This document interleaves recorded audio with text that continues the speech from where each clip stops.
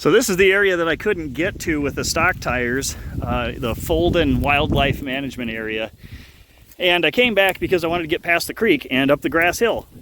I noticed with these tires it was a lot easier to get up that initial gravel hill too, even though I took off from a standstill and got kind of crossed up a little bit. But they got to have 10 times the traction the stock tires had, which the stock tires, like the bike, are a compromise in every direction. This bike and the tires it came with have to make, you know, occasional street riders, touring, trails, you know, you got to make all these different people happy so no one gets exactly what they want. So in the front we've got an E-804 Shinko Adventure Trail in 110, 80, 19. That fits without modifying anything. It completely fits the stock components. I did notice when I brake really hard that front fender rubs a little bit, but only when I brake real hard. It is a little bit noisier, obviously, as is any more aggressive tire you put on here, but the amount of confidence you gain on gravel and dirt with this tire over the stock is incredible. Obviously, because this is a knobby, the stock one is basically a street tire. The stock ones are, you know, everybody likes to use percentages with adventure bikes. These would be like 50-50 or, you know, 30-70. They're aimed towards a more off-road type stuff. In the back here, we've got what people would call a 50-50 tire, on-road, off-road. Straight up knobbies would be 100% off-road, and something like a Pirelli Diablo or something would be 100% street. You call it whatever you want, but the factory tires are like 70% street, 30% off-road, and they're terrible. They don't grip off-road at all. These things are like tractor tires. They'll go wherever you want them to. We went over the front already. I do have a solution for lifting that front fender, because the way that front fender sits from the factory is dangerous if you ride anything other than pavement. Dirt, gravel, off-road, whatever, that fender will ball up with mud or clay or whatever, and it will lock that front tire. It's happened to me a bunch of times. I have a solution. I don't have a video for it yet because I don't have all the parts yet.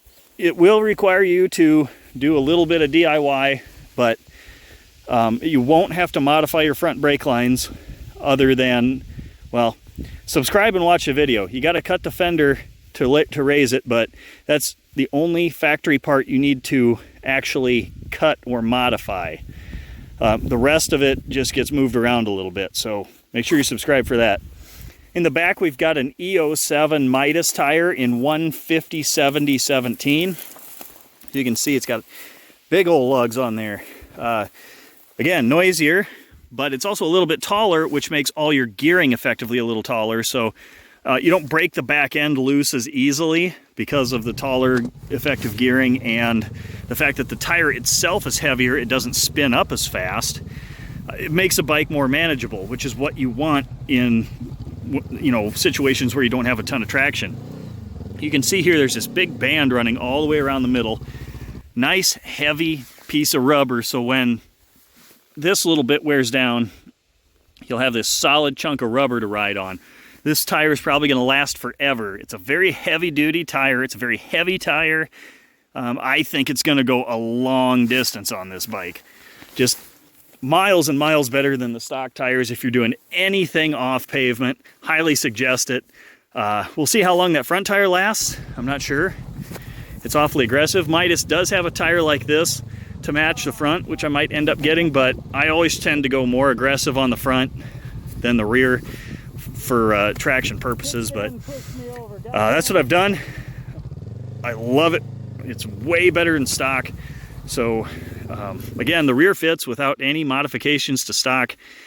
It is a bit close on the swing arm, so if you're forward of that little green bar, which you really shouldn't be, but if you had to take a link out of your chain or something, it might not work. If you do a lot of trails like I'm doing today, you might want to take that rear sprocket and add 2 teeth to it, because it'll make second gear a lot more usable for you off-road. But that's my quick little review on these tires and making this thing more usable. So let's get some more riding in. ABS disable, that's next. Definitely put different tires on your bike to suit what you do. Obviously, but if you're considering this bike, figure in another $200 to $300 for tires. Don't forget to do all the things to make the YouTube algorithm happy, like, subscribe, like the video. If you're a really wonderful person, consider supporting the channel. Thanks for watching.